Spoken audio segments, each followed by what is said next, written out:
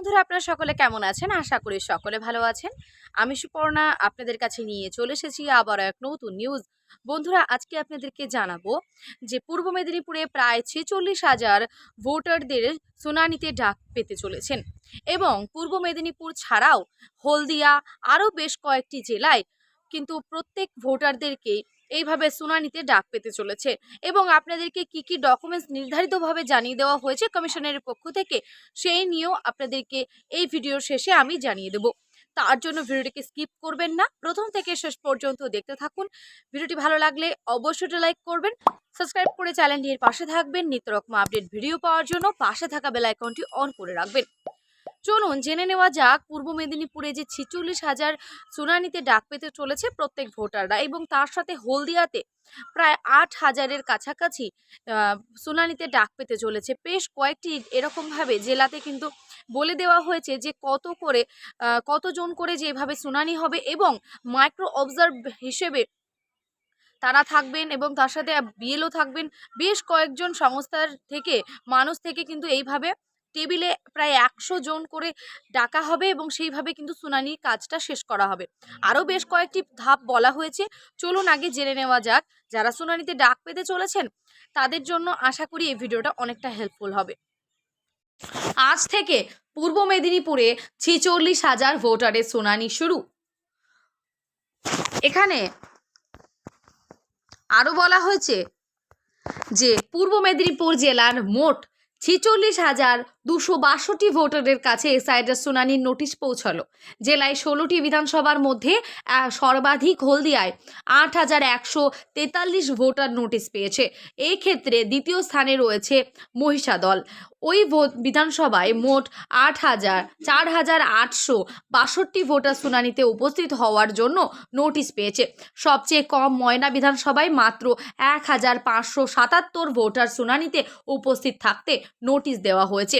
Notice পাওয়া ভোটাররা মূলত নন ম্যাপিং হিসেবে চিহ্নিত, অর্থাৎ ২০০২ সালের পরিবারের মা বাবা ঠাকুরদার নামের লিস্ট ছিল না, ওই লিস্টের সঙ্গে লিঙ্ক না হওয়ার তাদের শুনানিতে ডেকে পাঠানো হয়েছে। তাদের কমিশন নির্ধারিত ১৩টি নথির মধ্যে যে কোনো একটি নিয়ে উপস্থিত হতে হবে।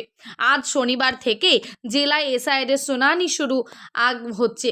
আগামী ৫ই জানুয়ারি মধ্যে শুনানির কাজ সম্পূর্ণ হয়ে যাবে বলে প্রশাসন মনে করেছেন। পূর্ব মেদিনীপুরের জেলাশাসক ইউনিস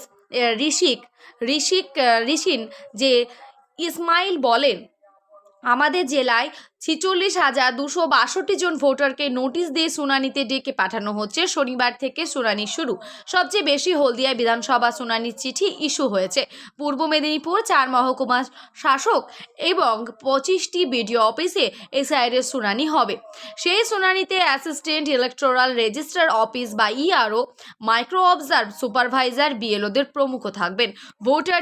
ভোটের সময় মহকুমা জেলা শাসকের যে বিধানসভা কেন্দ্রের রিটার্নিং অফিসার হিসেবে দায়িত্ব পালন করবেন সেই সব কেন্দ্রের ভোটারের শুনানি সংশ্লিষ্ট এসডিও অফিসে হবে। ওই শুনানিতে নির্বাচন কমিশন মাইক্রো অবজার্ভদের দিয়ে নজরদারি চালাবে। মাইক্রো অবজার্ভ অন্য জেলা থেকে আসছেন, যেমন পূর্ব মেদিনীপুরের প্রায় ২০০ রাষ্ট্রায়ত্ত ব্যাংক কর্মী মাইক্রো অবজার্ভ হিসেবে মালদহ, মুর্শিদাবাদ এবং পূর্ব বর্ধমান জেলায় পাঠানো হয়েছে।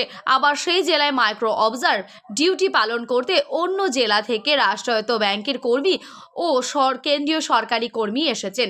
শুনানিতে মাইক্রো অবজার্ভ আছেন কিনা সেই ছবি কমিশনে পাঠাতে হবে এবং কমিশনের নির্দেশ মাইক্রো অবজার্ভ উপস্থিতি ছাড়া শুনানি নয়। পূর্ব মেদিনীপুর এগরা বিধানসভা ৩,৬৬৮ জন, নন্দীগ্রামে ৩,৩৩৭ এবং কাঁথি দক্ষিণে ৩,০৪১ জন শুনানিতে ডাক পেয়েছেন। প্রতিটি বিডিও অফিসে ৫ জন থেকে ৮টি বেঞ্চ হবে এবং প্রতিটি বেঞ্চে একজন করে এআরও বসবেন। সেখানে প্রতি বেঞ্চে ১০০ জন করে ডেকে পাঠানো হবে। আগামী ৫ই জানুয়ারির মধ্যে শুনানির কাজ সম্পন্ন হয়ে যাবে বলে প্রশাসনের দাবি। পূর্ব মেদিনীপুরে সন্দেহজনক অর্থাৎ লজিক্যাল ভোটারের সংখ্যা প্রায় 6 লক্ষ, যাদের নাম ভুল থেকে বাবা ও সন্তানের বয়সের ফারাকের অস্বাভাবিকতা সহ নানা রকম সমস্যা রয়েছে।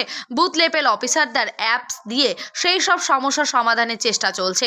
যেই সব সমস্যার সমাধান হবে না, সেই ভোটাররা নোটিশ পাবেন কিনা সেটা এখনও নির্বাচন কমিশন পরিষ্কার করে জানায়নি। আপাতত 5ই জানুয়ারির মধ্যে নন ম্যাপিং 46,000 ভোটারের শুনানির কাজ সম্পূর্ণ করে ফেলতে চাইছে পূর্ব মেদিনীপুর জেলা প্রশাসন।